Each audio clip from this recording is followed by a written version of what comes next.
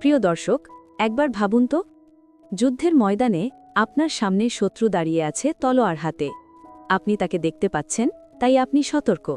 কিন্তু আপনার ঠিক পাশেই দাঁড়িয়ে আছে আপনার বন্ধু, আপনারই মতো পোশাক পরা, আপনারই ভাষায় কথা বলছে। অথচ তার পকেটে লুকানো আছে বিষাক্ত খঞ্জর। সুযোগ পেলেই সে আপনাকে পেছন থেকে আঘাত করবে। বলুন তো, কার ভয় বেশি? সামনের শত্রুর নাকি পাশের সেই ছদ্মবেশী বন্ধুর? নিশ্চয়ই সেই ছদ্মবেশী বন্ধুর ভয় সবচেয়ে বেশি। সূরা বাকারার আজকের পর্বে আল্লাহ আমাদের সেই গোপন শত্রুদের মুখোশ খুলে দিয়েছেন, যাদের আল্লাহ নাম দিয়েছেন মুনাফিক। আজ আমরা জানব তাদের ভয়ঙ্কর সব লক্ষণ, যা শুনলে সাহাবীরাও ভয়ে কাঁদতেন। শুরুতেই আল্লাহ মাত্র 2টি আয়াতে সত্য অস্বীকারী বা কাফিরদের কথা বলেছেন। আল্লাহ বলছেন, হে নবী, আপনি তাদের সতর্ক করুন বা না করুন, তারা বিশ্বাস করবে না। কেন? তারা কি সত্য বোঝে না?